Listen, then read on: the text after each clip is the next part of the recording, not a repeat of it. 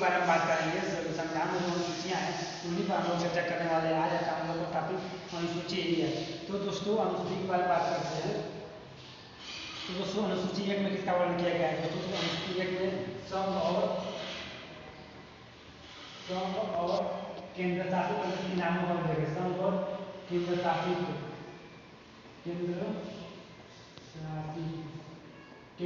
संघ और केंद्र शासित प्रदेश के नामों का उल्लेख है। किसका? उनके नामों का उल्लेख है दोस्तों। अनुसूची 2 में किसका वर्णन किया दोस्तों? अनुसूची 2 में वेतन और भत्ते का उल्लेख किया गया है। वेतन और भत्ते का उल्लेख किया गया है अनुसूची 2 में दोस्तों। अनुसूची 3 में किसका उल्लेख किया गया है? तो दोस्तों अनुसूची 3 में शपथ का उल्लेख किया गया है। किसका? शपथ का उल्लेख किया गया है दोस्तों। और अनुसूची 4 में किसका उल्लेख किया गया है दोस्तों? अनुसूची 4 में राज्य सीटों का आवंटन किसका? राज्यसभा में सीटों का आवंटन। अनुसूची 4 में सीटों का आवंटन बंटवारा, राज्यसभा में सीटों का आवंटन बंटवारा के बारे में बात किया गया है दोस्तों। और अनुसूची 5 में किससे संबंधित है दोस्तों? अनुसूची 5 में एससी और एसटी जनजातियों के प्रशासन के बारे में बात किया गया है। एससी और एसटी जनजातियों के प्रशासन के बारे में बात किया गया है। उनके प्रशासन और नियंत्रण के बारे में बात किया गया है। और अनुसूची 6 में क्या बात किया गया है दोस्तों? इन्हीं जनजातियों में से जो जनजातियां हैं कुछ अनुसूचित जनजाति जैसे विशेष अनुसूचित जातियां हैं जिन्हें दर्जा प्राप्त है, जिन्हें संविधान में विशेष छूट प्राप्त है, दर्जा प्राप्त है। जैसे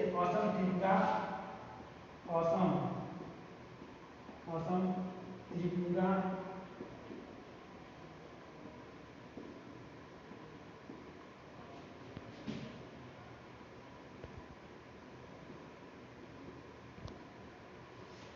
त्रिपुरा, मेघालय, मिजोरम, ये जो 4 राज्य हैं दोस्तों, इस 4 राज्य में निवास करने वाली जो जनजातियां हैं उन्हें कुछ विशेष छूट प्राप्त किया गया है। तो जब विशेष छूट प्राप्त किया गया है उन्हीं का भाग 6 में, उन्हीं का अनुसूची 6 में वर्णन किया गया है कि उनका कैसे रहन सहन होगा, कैसे उनको नियंत्रित कैसे किया जाएगा, उनका प्रशासन कैसे उसमें चलाया जाएगा, उनके बारे में अनुसूची 6 में बात किया गया है दोस्तों। अनुसूची 7 में क्या बात किया गया दोस्तों? अनुसूची 7 में किसका बात किया गया दोस्तों? तो दोस्तों अनुसूची 7 में क्या बात किया गया है? संघ और राज्य क्षेत्र, संघ और राज्य के बीच शक्तियों के बंटवारा का लेकर के अनुसूची 7 संबंधित है। अनुसूची 7 संघ और राज्य के शक्तियों के बंटवारा के संबंध में संबंधित है दोस्तों। तो संघ और राज्य के किसके शक्तियों के बंटवारा, शक्तियों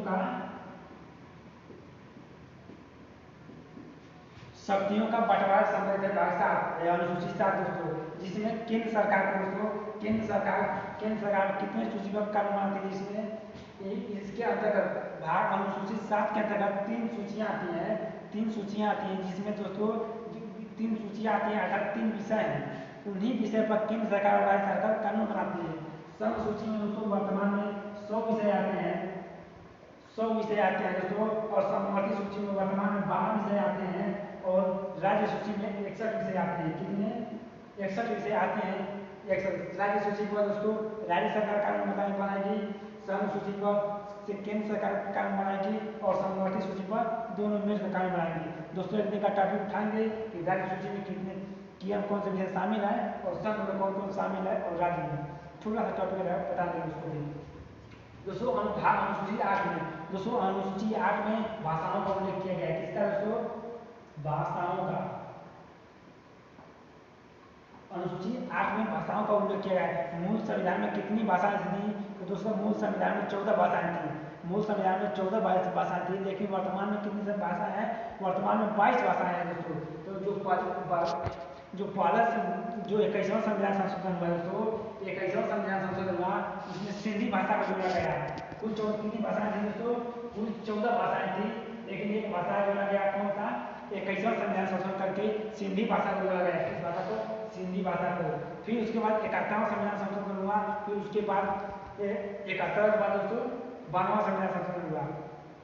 तो दोस्तों 71वां संविधान संशोधन में दोस्तों कौन सी भाषा जोड़ी गई? 3 भाषाएं जोड़ी गई दोस्तों। कौन सी? नेपाली, कौन सी दोस्तों? नेपाली मणिपुरी, मणिपुरी और कोकणी, और कोकणी, कोकणी, ये 3 भाषाओं को 71 संविधान संशोधन द्वारा जोड़ा गया था। कितनी भाषाएं हो गई? 18 कुल भाषाएं हो गई। अब 4 भाषाएं हो गई दोस्तों। 52वां संविधान संशोधन द्वारा 4 भाषाओं को जोड़ा गया था दोस्तों। कौन कौन सी थी? तो बोडो, बोडो बोडो का सभी मत, बोडो बोडो का सभी मत समझे हैं दोस्तों। ये बोडो भाषा है। बोडो, डोगरी, डोगरी, बोडो डोगरी, संथाली, संथाली, और दोस्तों मैथिली, मैथिली। दोस्तों कौन सी भाषा है? मैथिली।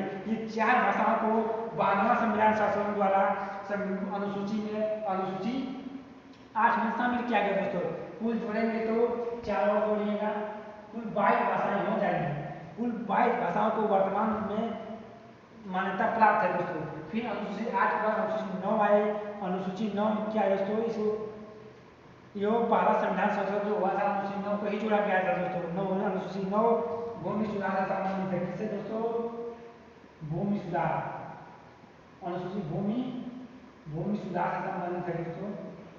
ये भूमि सुधार का मतलब है कि जब ये लागू किया गया था उस समय गरीबों के पास, जिन गरीबों के पास जमीन नहीं थी उनको उन गरीबों को जमीन दिलवाने के लिए ये अनुसूची 9 भूमि सुधार करके लाया गया था। ये 1952 में कर लाया गया था। 1952 में पहला संविधान संशोधन हुआ था तो भूमि सुधार को ही जोड़ा गया संविधान में। फिर दोस्तों 10वां क्या संबंध है दोस्तों?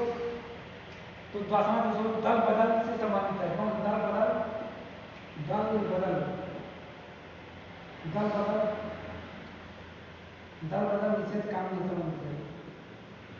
निषेध कानून से संबंधित है दोस्तों। दल बदल निषेध कानून से संबंधित है। ये किस संविधान संशोधन द्वारा जोड़ा गया दोस्तों? तो ये 52वां संविधान संशोधन द्वारा। कौन सा? 52वां संविधान संशोधन द्वारा 1985 में जोड़ा गया था दोस्तों। 1985 में 10वां दल बदल निषेध कानून जोड़ा गया, निषेध कानून जोड़ा गया था दोस्तों। कानून मतलब है निषेध, निषेध ये मतलब जो जिस पार्टी से था जो विधायक, वो अपने पद को, विधायक बने हुए पद को लेकर दूसरे पार्टी में रह जाता था। इसी को ध्यान में रखते हुए दल बदल निरोधक कानून लाया गया था दोस्तों। कि आप कूद कर दूसरे पार्टी में जाते हैं तो आपका जो योग्यता वाला पद है उसको निरस्त कर दिया जाएगा, इसीलिए आया गया था दोस्तों। अनुसूची 11 में ग्राम पंचायत से उल्लेख है, जिसमें ग्राम पंचायत 29 विषय पर कानून बनाती है। और 12वां अनुसूची नगर पंचायत से संबंधित है, जिसमें नगर पंचायत 18 विषय पर कार्य करती है। ग्राम अनुसूची 11 को दोस्तों 73वां संविधान संशोधन द्वारा जोड़ा गया था, जबकि अनुसूची 12 को दोस्तों 74वां संविधान संशोधन द्वारा जोड़ा गया था। अनुसूची 74वां संशोधन जोड़ा गया था दोस्तों। ये दोस्तों हम लोग अनुसूची का टॉपिक था जो खत्म हुआ दोस्तों। टाइम इसके बाद कल मिलेंगे।